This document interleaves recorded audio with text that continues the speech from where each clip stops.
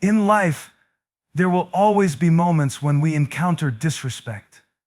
It's a reality we can't escape, but how we respond to it is entirely in our control. It's easy to react impulsively, to respond with anger or frustration, but if we allow ourselves to be swept away by these emotions, we risk losing something far more valuable, our peace. Recognizing your value is one of the most powerful things you can do for yourself.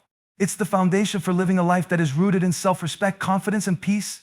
Far too often, people let others define their worth, whether it's through their actions, words, or expectations. But when you recognize your value, you take control of your identity and stop allowing external factors to determine how you see yourself. Your value is not dependent on the approval or validation of others. It's easy to fall into the trap of seeking approval, especially when people around us express judgment or criticism. Society, social media, and even our closest relationships can make us feel as though we must meet certain standards or conform to particular expectations to be worthy. But these are often fleeting, shallow markers of value. The true measure of your worth comes from within. It's a recognition that you are unique, deserving, and enough just as you are. To truly recognize your value, it requires a mindset shift. It starts with understanding that no one else can determine your self-worth except you. It doesn't matter how many people may underestimate you or treat you poorly, your worth remains constant, independent of their perception. When you begin to internalize this, it frees you from the need for validation, because you've already established within yourself that you are worthy of love, respect, and success, regardless of anyone else's approval. A key part of recognizing your value is understanding that you have inherent qualities that set you apart. Each person has unique talents, experiences, and perspectives that contribute to the richness of the world around them. Your experiences, whether they are triumphs or challenges, shape you into a person with valuable insights and strengths. You have the ability to make an impact no matter how big or small. When you recognize this, you begin to see that you bring something irreplaceable to every relationship, every environment, and every opportunity you encounter. It's also important to acknowledge your worth in the face of adversity. Life can be challenging, and there will be moments when people will try to undermine your sense of value, whether through criticism, rejection, or dishonor.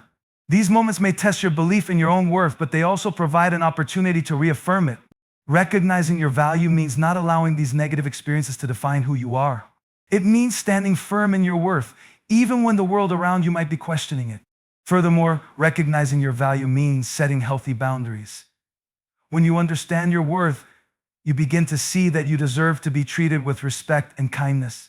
This understanding empowers you to say no when necessary, to protect your peace, and to distance yourself from toxic situations or people who may try to take advantage of you. By doing so, you communicate to the world that you will not tolerate being treated poorly because you know you deserve better. Recognizing your value also ties directly into self-love and self-care. It means prioritizing your emotional, physical, and mental well-being, because you acknowledge that taking care of yourself is not selfish, it's essential. When you understand how valuable you are, you begin to make decisions that reflect that understanding. Whether it's saying yes to opportunities that align with your goals, investing in your growth, or simply taking time to rest and recharge, you treat yourself with the care and respect you deserve. In essence, recognizing your value is about knowing that you are enough. It's about standing firm in the knowledge that you matter, that your feelings matter, and that your presence in the world has significance. It's the foundation for living a life with purpose, confidence, and authenticity. Controlling your emotions is one of the most crucial skills you can develop for leading a balanced, productive, and fulfilling life. Emotions are a natural part of being human, and they serve as valuable signals that provide insight into our inner world and our reactions to external events. However, allowing emotions to control us rather than the other way around can lead to impulsive decisions, strained relationships, and unnecessary stress. Learning how to control your emotions doesn't mean suppressing them or denying their existence. It means managing them in a way that empowers you to respond thoughtfully rather than react impulsively. The first step in controlling your emotions is becoming aware of them. Often we go through life on autopilot, reacting to situations without taking the time to recognize what we're feeling. It's easy to get caught up in the heat of the moment, whether we're angry, frustrated, excited, or sad. But when we don't take the time to identify and acknowledge our emotions, we lose the opportunity to decide how we want to respond. Simply becoming aware of what's going on inside you can be a game changer. This awareness allows you to take a step back and choose whether to react immediately or to take a pause and respond from a place of clarity. Once you are aware of your emotions, it's important to understand where they are coming from. Often, our emotions are triggered by underlying thoughts or beliefs, and recognizing this connection can provide valuable insights into why we feel the way we do. For example, if someone insults you, your immediate emotional reaction might be anger or hurt. But if you take a moment to examine why you feel this way, you might realize that your reaction is connected to a deeper belief that you need validation from others or that you fear being disrespected. By identifying the root cause of your emotions, you can address the underlying issue, rather than simply reacting to the surface level trigger. Once you understand the source of your emotions, you can begin to challenge the narrative that fuels them. Emotional reactions are often driven by assumptions, past experiences, or ingrained patterns of thinking. For instance, if you tend to react defensively when criticized, it may stem from a past experience of being judged harshly or feeling inadequate. Recognizing these patterns allows you to question their validity and choose a more balanced perspective. In doing so, you regain control over how you interpret and respond to situations rather than letting your emotions control your actions. Another powerful tool in controlling your emotions is practicing mindfulness. Mindfulness involves being present in the moment and observing your thoughts and feelings without judgment. This practice helps you detach from the intensity of your emotions, enabling you to respond more consciously. Mindfulness allows you to observe your emotions as passing experiences rather than identifying with them. When you're able to detach from your emotions in this way, you gain the space to choose how you want to react. Breathing techniques are also an effective way to regain control over your emotions. When we're stressed, angry, or anxious, our breath becomes shallow and rapid, which can heighten our emotional state. By consciously taking deep, slow breaths, you activate the body's relaxation response, which helps calm your nervous system. This simple technique can be used in any situation where you feel your emotions starting to take over, allowing you to regain a sense of calm and perspective. Another key aspect of controlling your emotions is learning how to manage stress.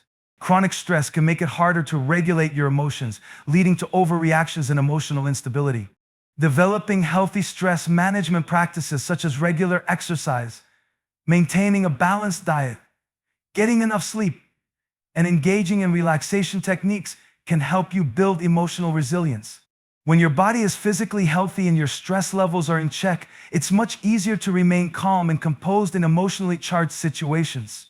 Finally, developing emotional intelligence is essential for controlling your emotions.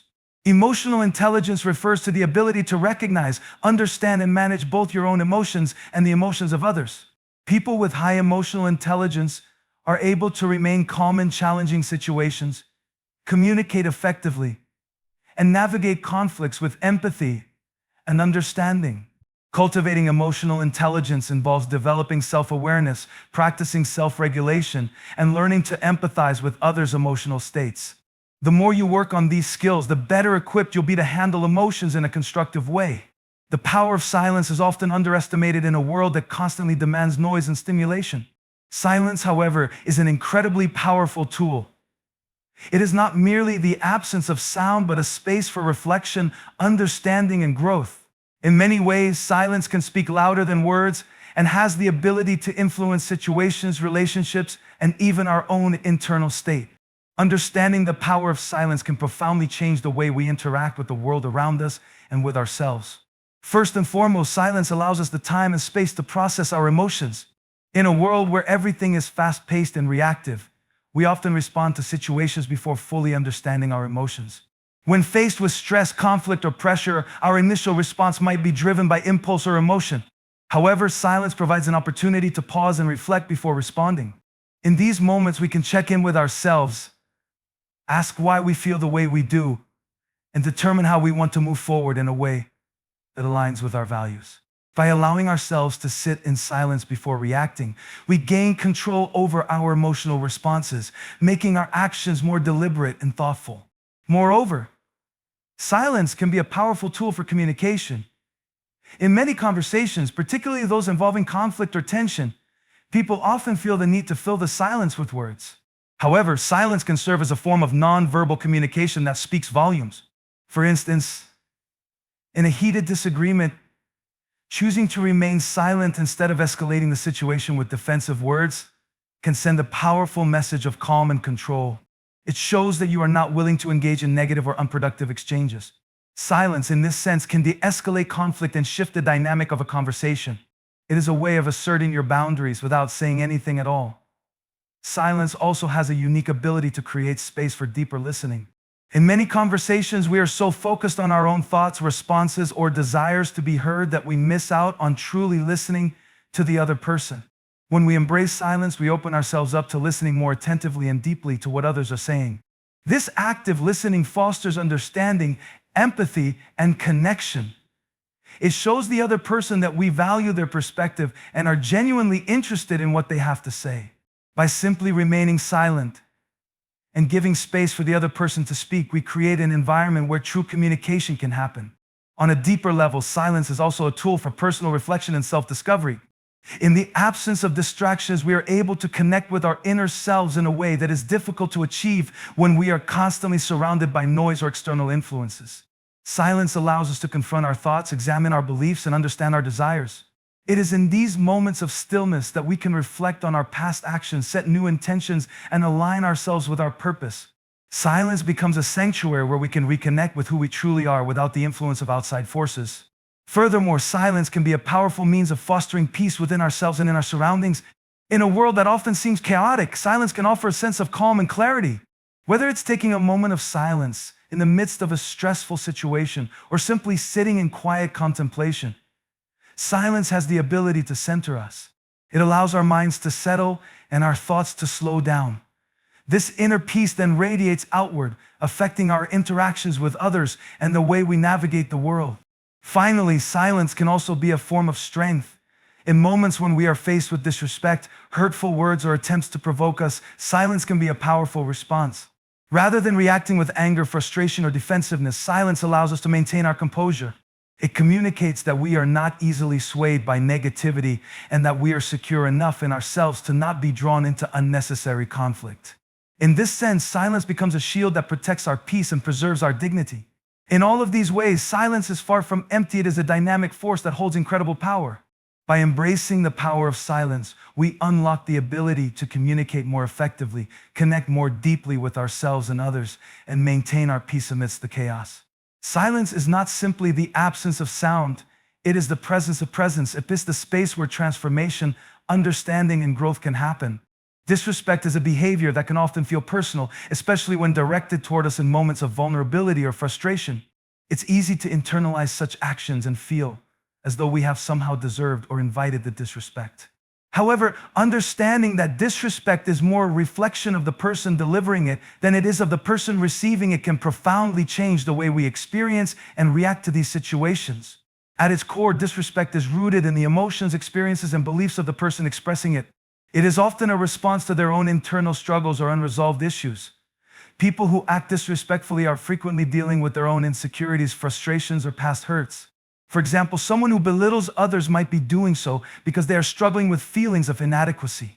In an attempt to elevate themselves or make others feel smaller, they project their own pain or dissatisfaction outwardly.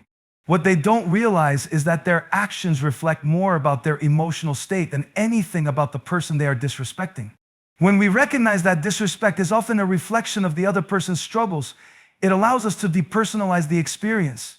Rather than assuming that their words or actions are a reflection of our worth or character, we can see them as a sign of the other person's need for healing, growth, or self-regulation. It shifts the narrative from one of self-blame to one of empathy. Instead of thinking, "What did I do to deserve this?" we can start thinking, "What is going on in their life that makes them act this way?" This shift can significantly reduce the emotional weight of disrespect. Disrespect can also stem from a lack of self-awareness. People who are not in tune with their own emotions or who have not developed emotional intelligence may act out of impulse or react defensively when they feel threatened or challenged. This can manifest in dismissive remarks, passive-aggressive behavior, or outright verbal attacks. In these situations, their disrespect is not necessarily aimed at you, but is a projection of their inability to manage their own emotions effectively. They may lash out because they don't know how to deal with their feelings of inadequacy, fear, or anger, so they turn those feelings toward others. Moreover, a person's cultural, social, and environmental background can play a significant role in shaping how they express disrespect. If someone has been raised in an environment where disrespectful behavior was normalized or modeled, they may carry those habits into adulthood. They might have never been taught the value of kindness, respect, or emotional control. In such cases, their disrespect is a learned behavior, not a reflection of your shortcomings, but rather an indication of the gap in their social or emotional education. Even when disrespect is deliberate, it often speaks more to the person who disrespects than it does to the person receiving it. Sometimes people act out of jealousy, power dynamics, or competition. For example, when someone belittles or disrespects another person to assert dominance or to make themselves feel superior, it is an indication of their own insecurities and need for control. They may believe that putting others down will elevate their own status, but in reality, it highlights their emotional vulnerabilities and weaknesses. Their need to degrade someone else reveals how little they feel about themselves. One important aspect of this understanding is that it helps us maintain our own peace and emotional well-being. When we see disrespect as a reflection of others, we are less likely to internalize it or let it negatively impact our sense of self. Instead of feeling hurt, angry, or diminished, we can choose to see the disrespectful behavior as a sign of the other person's need for growth or healing. This allows us to preserve our dignity and stay grounded in our own self-worth rather than reacting from a place of hurt or defensiveness. Ultimately, understanding that disrespect is a reflection of others gives us the power to not only detach from the negativity of their actions, but also to approach the situation with compassion. It enables us to choose not to respond in kind, but instead to rise above, demonstrating emotional maturity and resilience. By doing so, we not only protect our own peace, but also create an opportunity for growth, both for ourselves and for the other person involved. Responding with maturity and strength is one of the most impactful ways to handle life's challenges, especially when confronted with disrespect or adversity. In moments of conflict, it's easy to succumb to impulsive reactions, anger, frustration, or defensiveness. However, these reactions often lead to regret and only escalate the situation further. Responding with maturity and strength means choosing to approach the situation with composure, thoughtfulness, and control rather than reacting out of emotion. Maturity is the ability to respond to situations in a balanced, thoughtful way, regardless of the external circumstances. When we choose to respond maturely, we acknowledge that our emotional state doesn't have to dictate our actions. In moments of stress or confrontation, maturity allows us to pause, evaluate the situation, and choose a response that aligns with our values rather than being swept away by emotional impulses. It involves taking responsibility for how we react, even if we don't have control over the situation itself. Strength, on the other hand, is often misconceived as a show of dominance or power. True strength, however, is the ability to remain calm and composed under pressure. It's about maintaining inner peace in the face of chaos and not allowing external negativity to disrupt your sense of self. Strength is not always about standing tall in defiance or arguing your point until you're heard. It's about knowing when to speak and when to listen, when to engage and when to walk away. It's about choosing peace over conflict and taking the high road even when it's difficult. One key aspect of responding with maturity and strength is self-control. It's natural to want to react impulsively when faced with disrespect or harsh criticism, but these knee-jerk reactions often lead to saying or doing things we later regret. Maturity is being able to recognize these emotional impulses and choosing not to act on them. It's about understanding that reacting in the heat of the moment rarely solves the issue and can often make things worse. By controlling our emotions, we give ourselves the space to respond from a place of clarity and wisdom, rather than being driven by momentary feelings. Furthermore, responding with maturity and strength involves taking a step back and gaining perspective. It's easy to get caught up in the immediacy of a conflict, but taking a moment to reflect on the situation allows us to assess it with a clearer mind. We can ask ourselves questions like, what is this situation really about? Or how can I address this constructively? This reflective approach helps us avoid getting lost in the emotions of the moment and enables us to respond in a way that is more effective and positive. Another important element is empathy. Responding with maturity and strength often means understanding that other people's actions are influenced by their own struggles, insecurities, and frustrations. When we can put ourselves in another person's shoes, it becomes easier to respond with understanding, rather than reacting with anger or defensiveness. Maturity allows us to recognize that everyone is fighting their own battles, and their disrespect or aggression might be rooted in their own issues, not a reflection of our value. This mindset allows us to respond with compassion, even when faced with disrespect. Finally, responding with maturity and strength means knowing when to walk away. Not every situation requires a response, and not every battle is worth fighting. Strength comes from recognizing when silence is the best course of action, or when disengaging is the most effective way to protect your peace. Walking away from unnecessary conflict doesn't mean you're weak. In fact, it takes far more strength to resist the urge to engage in a pointless argument than it does to escalate a situation further. In essence, responding with maturity and strength is about choosing to rise above the noise and maintain control over your emotional responses. It's about understanding that how you react is a reflection of your character and inner peace. By cultivating maturity and strength, we create space for healthier, more constructive interactions, and ultimately, a life led by thoughtful, empowered choices. Choosing peace over conflict is an intentional decision to prioritize harmony, understanding, and resolution over the chaotic energy of arguments, disagreements, or negative confrontations. In a world that often rewards assertiveness, competition, and winning at all costs, choosing peace may seem like a passive or weak choice. However, in reality, it requires immense strength and wisdom to step away from the urge to engage in conflict and instead create a space for peace to flourish. Choosing peace isn't about avoiding confrontation altogether, but rather about selecting a course of action that leads to greater harmony and emotional well-being in the long run. One of the first steps in choosing peace over conflict is recognizing that not every disagreement needs to turn into a confrontation. In everyday life, conflicts often arise out of misunderstandings, miscommunications, or simple differences in perspective. When these situations arise, it's easy to get caught up in the heat of the moment and feel that we must defend our position, be heard, or prove ourselves right. However, engaging in this way often escalates the situation rather than resolves it. Choosing peace means pausing and reflecting on the true purpose of the interaction. Are we seeking understanding, or are we trying to win the conversation? By reframing the situation, we realize that peace is often more valuable than being right. Another crucial aspect of choosing peace is emotional regulation.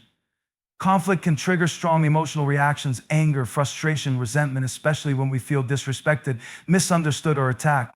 However, responding from these emotions rarely leads to productive outcomes.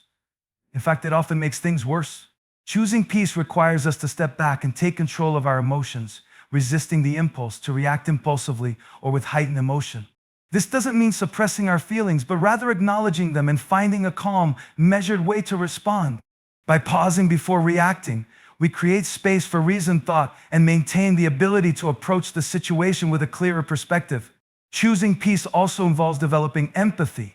When we choose to view a situation from someone else's perspective, we often find that the conflict is not as insurmountable as it may initially appear.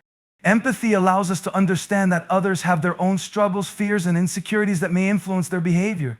When we can recognize that their actions or words are often a reflection of their own challenges and not an attack on us personally, it becomes easier to choose peace. We no longer feel the need to defend ourselves aggressively, but instead can respond with compassion and understanding. By choosing peace, we foster better communication and more constructive interactions, as we're not only addressing the issue at hand, but also building trust and connection with others. Sometimes, choosing peace means setting boundaries in a respectful and calm manner. Not every conflict needs to be resolved through confrontation or debate. There are situations where walking away or disengaging is the wisest course of action. This is especially true when a situation becomes toxic, abusive, or manipulative. Choosing peace in these instances doesn't mean acquiescing to mistreatment, but rather asserting your boundaries with dignity. It means recognizing that some people or situations are not worth your time, energy, or emotional investment. Walking away from unnecessary conflict is an act of strength, and it protects your peace in the long term. In addition to personal interactions, choosing peace over conflict also extends to our internal dialogue. Often, the most intense battles we face are not with others, but with ourselves. We can create inner turmoil by constantly ruminating on past conflicts, worrying about future disagreements, or engaging in negative self-talk. This mental noise disrupts our peace and prevents us from moving forward. By choosing peace within ourselves, we learn to let go of grudges, self-criticism, and the need for approval. We focus on what we can control: our actions, our mindset, and our responses, and let go of the things that drain our energy. This inner peace then reflects outwardly in our interactions with others. Ultimately, choosing peace over conflict is about recognizing that peace is a long-term investment in our emotional health, relationships, and well-being. While conflict may provide an immediate sense of resolution or validation, it often leaves behind emotional scars, resentment, or unresolved tension.